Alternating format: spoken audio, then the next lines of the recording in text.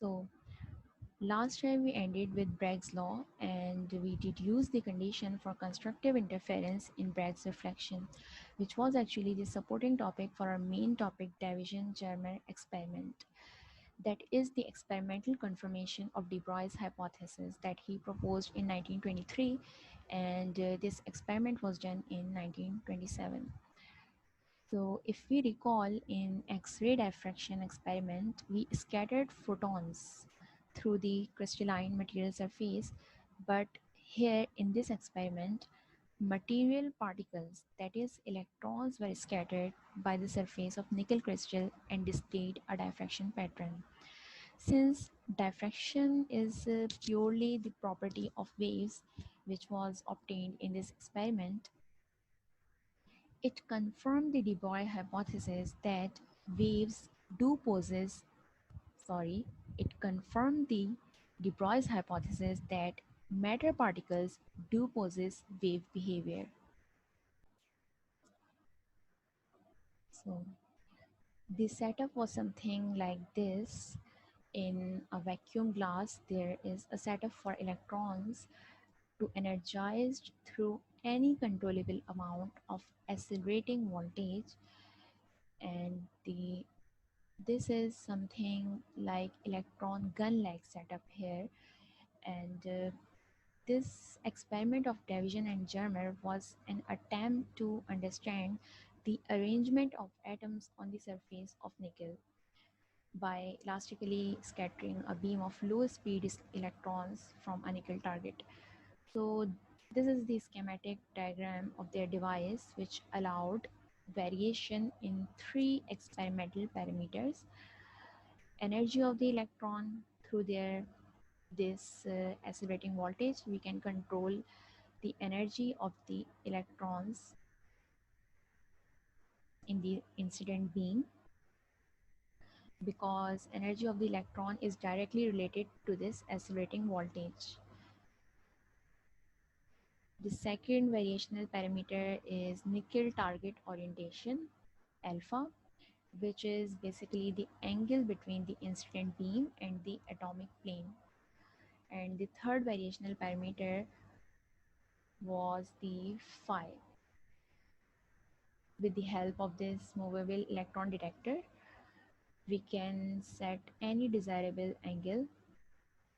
So any value of the scattering angle can be set with the help of this movable electron detector. So there are basically three variational parameters that we can vary in this experiment: this phi, which is the scattering angle; this alpha, which is the target orientation angle; and the energy of the electron.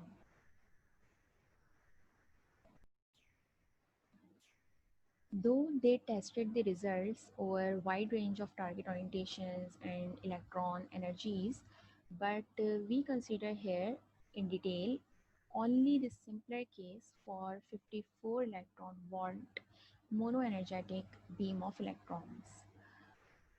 So the energy for which we are going to work is 54 electron volt, that is providing here to the electron beam. The idea that the electron behaves like waves was so striking that for the confirmation of de Broglie's theory, they calculated the wavelength of scattered electrons from a simple diffraction formula, that is Bragg's law, and compared this with de Broglie's formula, which came from his proposed hypothesis at that time. So the task here is to calculate wavelength from de Broglie's formula and from Bragg's diffraction formula. So first we are calculating from de Broglie formula. So here momentum, okay, so formula for the de Broglie's wavelength, which was proposed by de Broglie in 1923, was this: Planck's constant divided by the momentum of the particle. So here momentum can be written as mass times velocity, and then we can substitute the value of velocity, which is this. So from where we get this velocity of the electron,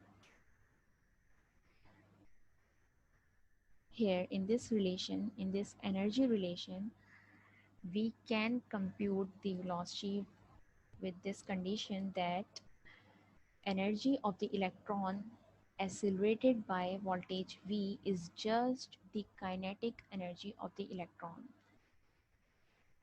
So all the energy provided from the accelerating voltage is converting into the kinetic energy of electrons. So we can equate both of these. This is the energy provided to the electron by accelerating voltage, and this is the kinetic energy of the electron. Okay, so this is the charge of electron times voltage. So from here we just separate this velocity value and we get this, and then we substitute this velocity over here in this formula. Now we have the wavelength in terms of these variables, and all these variables are known to us. This h is Planck's constant, it's constant. This v is the voltage that is provided through in our experimental setup. This E is the charge of the electron, and m is the mass of the electron. So all these values in the denominator are constant here.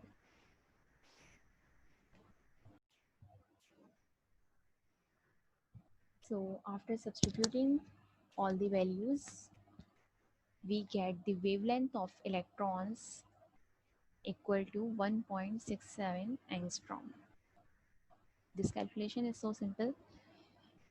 You can use any scientific calculator for calculating these and you will get this result. So this is actually the theoretical value of wavelength that we calculated by de Broglie's relation. So this is the theoretical value, and now we are going to calculate the experimental value for the wavelength of electrons.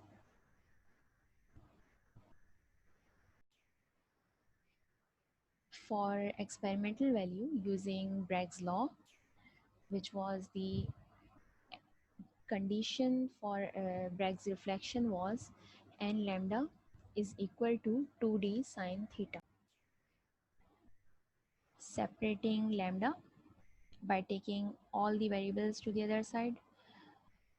Here we need a little substitution since we have given the value for scattering angle theta.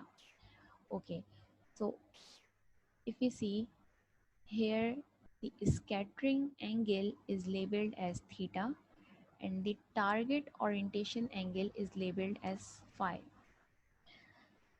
So in experimental setups, the possibly measured value is actually the theta. We can easily measure theta because this is the angle between the incident beam and the scattered beam, which was being observed in the detector, and this detector was movable. So we can, in experimental setups, it is only the angle that is possible to measure was this scattering angle, not this angle phi.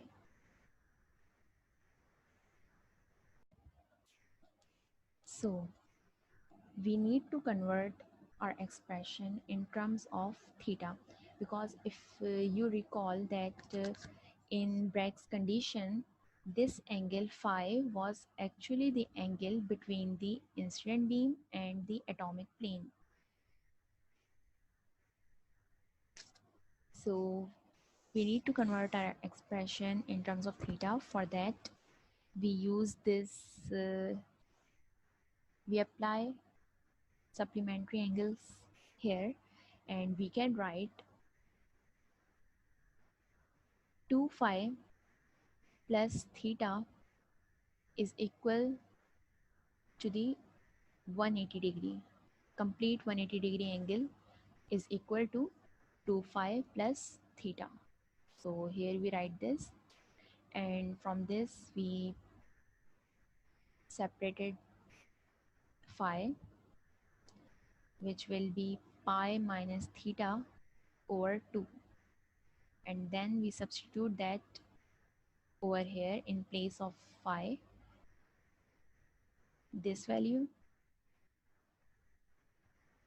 and then from applying trigonometric formula for the angles sine alpha minus beta, and then you can substitute the values of alpha and beta and you will end up with this, that sine 90 degree minus theta is equals to cos theta by 2.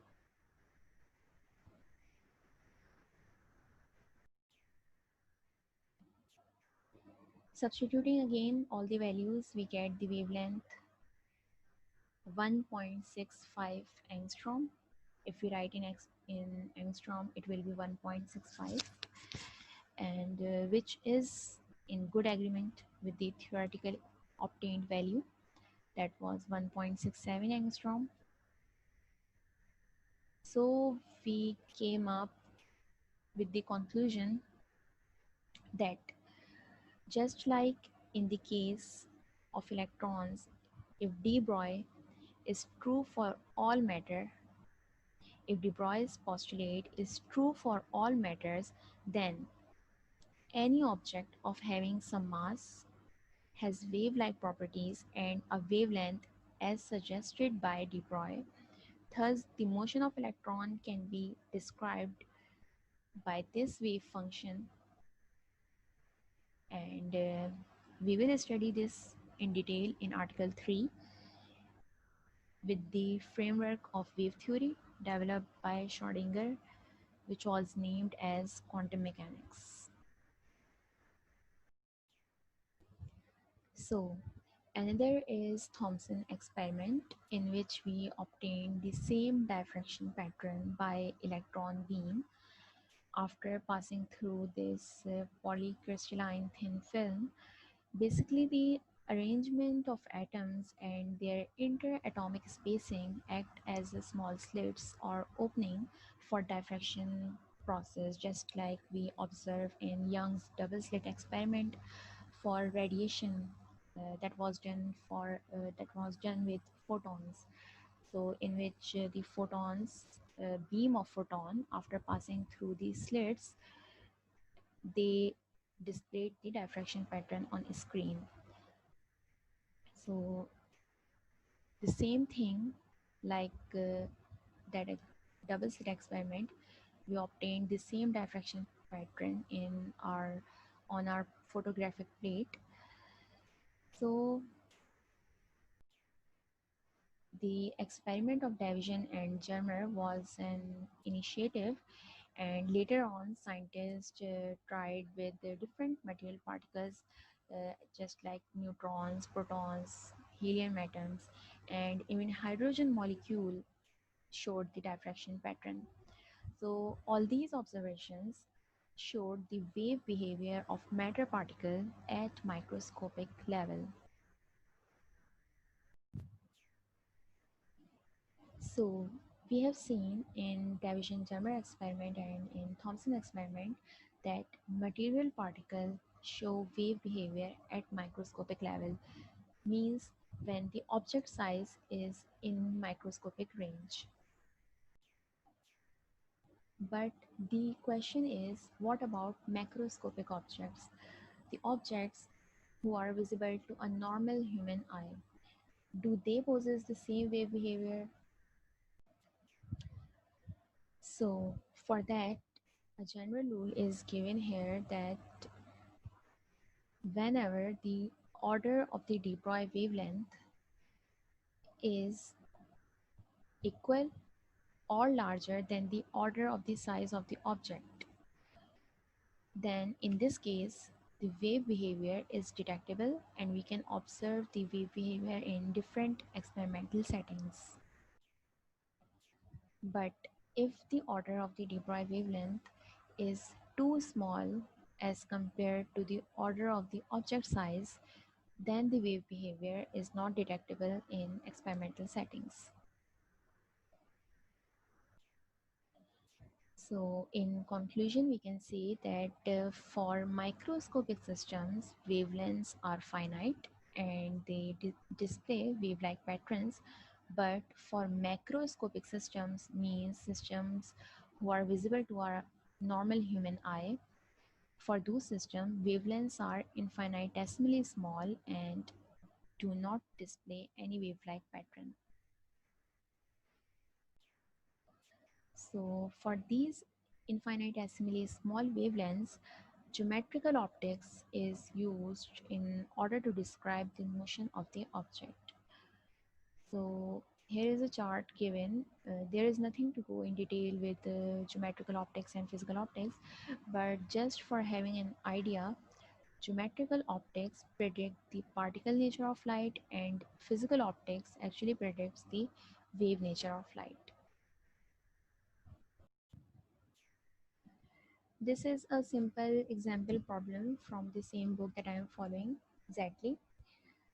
You have given with two objects and you have to calculate the wavelength of matter waves associated with each. One is the proton, its object size is in microscopic range, and the other is a bullet whose object size is in macroscopic range. Means this is visible to a human eye and proton is not visible to a normal human eye.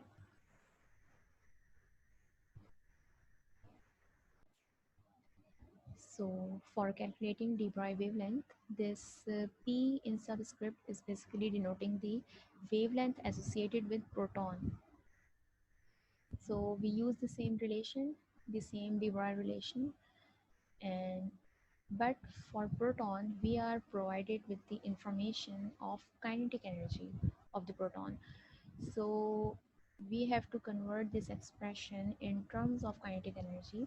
For this, we use the relation, general relation for kinetic energy that is given by half times mass and velocity squared. Just multiply and divide this with m and you will end up with this relation. So separating p from this, you will get this and then substitute it here in place of p. Then substituting their values, you will end with this result, which is the wavelength associated with proton and is of the order of 10 raised to power minus 15. Now let's check for the other object, which is bullet. So here this B again in subscript denoting the wavelength associated with the bullet. So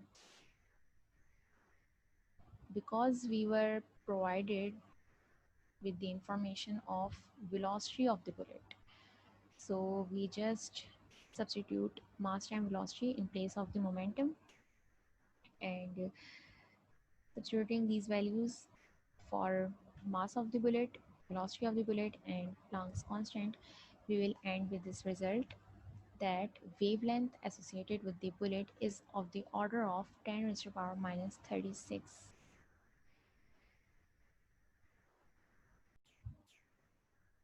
So comparing the wavelengths, obtained wavelengths with the size of the relative objects, we will see that the wavelength associated with the bullet is relatively small with the size, with the order of the size of the bullet, because 10 raised to power minus 36 means you have to put 35 zeros after the decimal, and that value will approximately negligible as compared to the size of a bullet that is about 1 inch, or you can say that few inches. So we conclude here that macroscopic level, the de Broglie wavelength, the magnitude of the de Broglie wavelength associated with the macroscopic objects is infinitesimally small, and we cannot observe any wave-like behavior for such objects.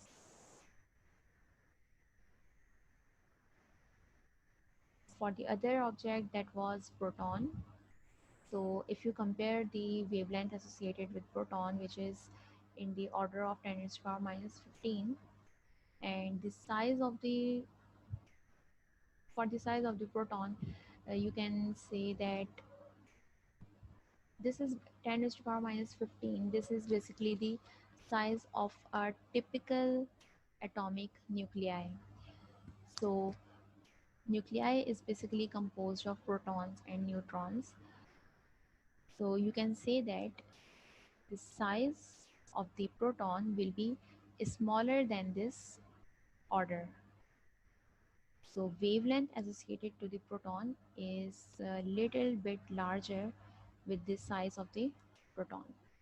So here we can say that wave-like behavior is detectable, the wavelength is finite, and we may observe or we will observe wave-like behavior in experimental settings for proton. So for microscopic objects, the wavelengths associated with microscopic objects are finite and they are visible in experimental settings.